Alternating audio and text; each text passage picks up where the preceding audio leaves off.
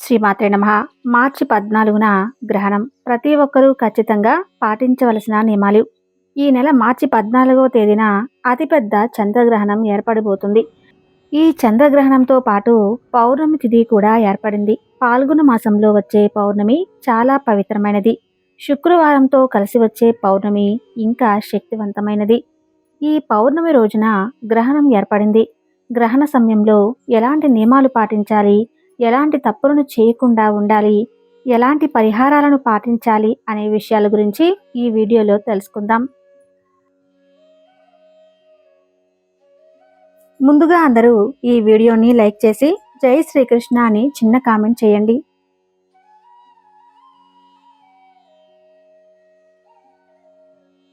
ఈ నెల మార్చి 14వ తేదీన శుక్రవారం నాడు కొన్ని నియమాలు పాటిస్తూ కొన్ని రకాల పరిహారాలను పాటిస్తే మీ ఇంటికి అఖండ రాజయోగం ప్రాప్తిస్తుంది.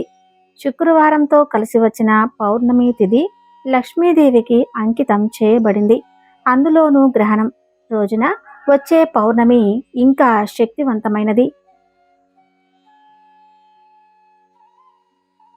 మార్చి 14వ తేదీన ఉదయం 9:27 గ్రహణం ప్రారంభమై మధ్యాహ్నం 3:29 చంద్రగ్రహణం ఏర్పడుతుంది. సుమారు 6 గంటల పాటు గ్రహణ సమయం ఉంటుంది. ఈ గ్రహణ సమయంలో ప్రతి ఒక్కరూ జాగ్రత్తగా ఉండాలి, లేకపోతే మీ జాతకంలో దోషాలు ఏర్పడతాయి.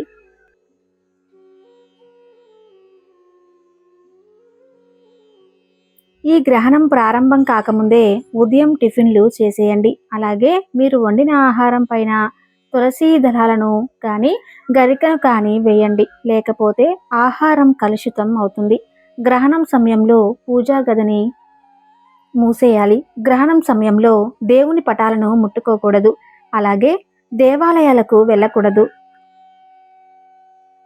గ్రహణం పూర్తయిన తర్వాత ప్రతి ఒక్కరూ ఖచ్చితంగా తలస్నానం చేయాలి. అలాగే మీ ఇల్లంతా శుభ్రం చేసుకోవాలి. ఇల్లు మొత్తం శుభ్రం చేయలేని వాళ్ళు ఇల్లంతా పసుపు నీళ్లు చిలకరించుకోండి. అలాగే గ్రహణం పూర్తయిన తర్వాత పూజా గదిలో ఉన్న దేవుని పటాలను శుభ్రంగా తుడుచుకోవాలి.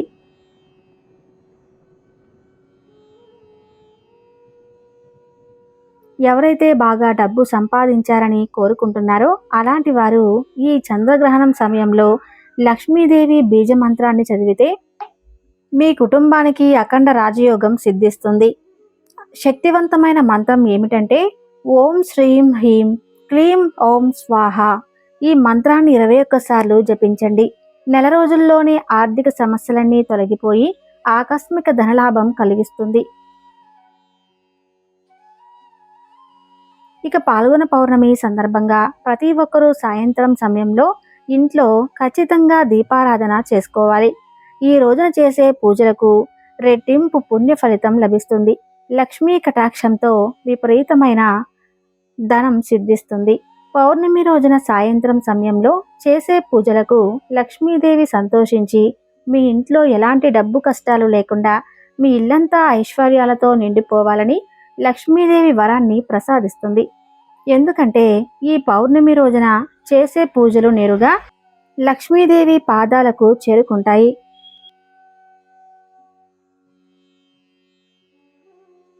పౌర్ణమి రోజున దీపారాధన చేసే సమయంలో లక్ష్మీదేవికి హారతి ఇచ్చేటప్పుడు ఒక శక్తివంతమైన మంత్రాన్ని జపించండి. ఆ మంత్రం ఏమిటంటే ఓం శ్రీం లక్ష్మీ నమః అనే మంత్రాన్ని 3 సార్లు చదువుతూ లక్ష్మీదేవికి హారతి ఇవ్వండి. మీ ఇంట్లోకి వెంటనే లక్ష్మీదేవి అడుగు పెడుతుంది.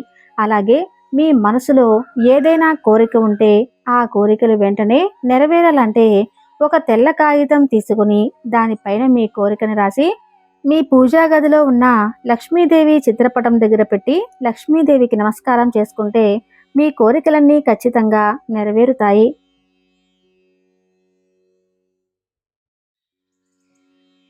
ఈ పౌర్ణమి రోజున సాయంత్రం సమయంలో ప్రతి ఒక్కరూ ఇంటి ముందు దీపాలను వెలిగించాలి.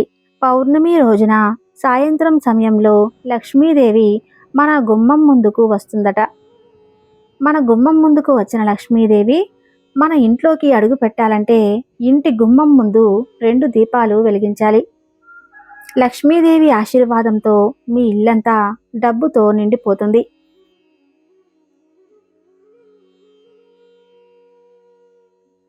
ఈ పౌర్ణమి రోజున ముక్కోటి దేవతలందరూ భూమిపైకి వచ్చి పుణ్యనదుల్లో స్నానం చేసి మహావిష్ణువును పూజిస్తారట. కాబట్టి ఈ పౌర్ణమి రోజున సాయంత్రం స్నానం చేసేటప్పుడు నీటిలో కొంచెం పసుపు వేసుకొని తలస్నానం చేస్తే పుణ్యనదుల్లో స్నానం చేసినంత ఫలితం లభిస్తుంది. సర్వ పాపాలన్నీ వినాశనమై స్వర్గలోక ప్రాప్తి కలుగుతుంది. కలబంద మొక్కను అదృష్టం మొక్కగా భావిస్తారు. అయితే ఈ పౌర్ణమి రోజున ఇంటి ముందు కలబంద మొక్కను నాటుకుంటే మీ కుటుంబానికి సకల శుభాలు చేకూరుతాయి.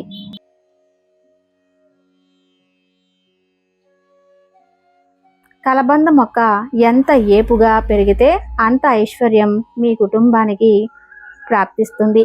మీ ఇంటి సంపద పెరుగుతుంది. కాబట్టి డబ్బు సమస్యలతో ఇబ్బంది పడేవారు కలబంద మొక్కను నాటుకోండి.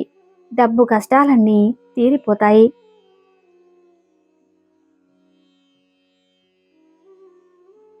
అలాగే అనారోగ్య సమస్యలతో బాధపడేవారు, నరదృష్టి దోషాలతో ఇబ్బంది పడేవారు ఈ పౌర్ణమి రోజున మీ కాలికి నల్లదారాన్ని కట్టుకోండి.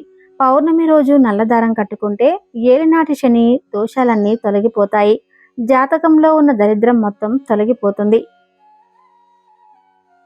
నరదిష్టి ప్రభావం ఉండదు. ఈ పౌర్ణమి రోజున చెట్ల ఆకులను తుంచకూడదు. ముఖ్యంగా ఈ పౌర్ణమి నాడు సాయంత్రం సమయంలో ఉపవాసం ఉంటే చాలా మంచిది. మన హిందూ ధర్మ శాస్త్రంలో తాబేలును విష్ణు స్వరూపంగా భావిస్తారు. కాబట్టి ఈ పౌర్ణమి రోజున ఒక తాబేలు విగ్రహాన్ని మీ ఇంటికి తెచ్చుకొని మీ పూజా గదిలో పెట్టుకోండి. డబ్బు పరంగా మీ ఇంటికి బాగా కలిసి వస్తుంది. విపరీతమైన సంపద పెరుగుతుంది. ఈ రోజున పొరపాటును కూడా జుట్టు కత్తిరించడం, గోర్లు కత్తిరించడం చేయకూడదు. పౌర్ణమి రోజున కోపానికి దూరంగా ఉండాలి. ముఖ్యంగా ఈ పౌర్ణమి రోజున భార్యాభర్తలు శారీరక సంబంధానికి దూరంగా ఉండాలి. ముఖ్యంగా ఈ పౌర్ణమి నాడు తులసి ఆకులను తులసి మొక్కకు నీళ్లు పోసి తులసి చుట్టూ 5 ప్రదక్షిణలు చేస్తే జీవితాంతం డబ్బు కొరత ఏర్పడకుండా ఉంటుంది.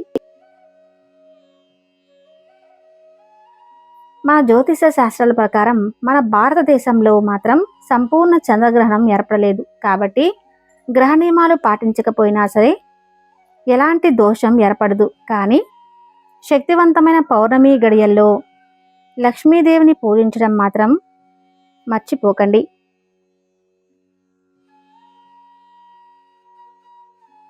చూసారు కదా, ఈ వీడియో మీకు ఉపయోగపడినట్లయితే తప్పకుండా ఈ వీడియోని లైక్ చేసి జై శ్రీకృష్ణ అని చిన్న కామెంట్ చేయండి.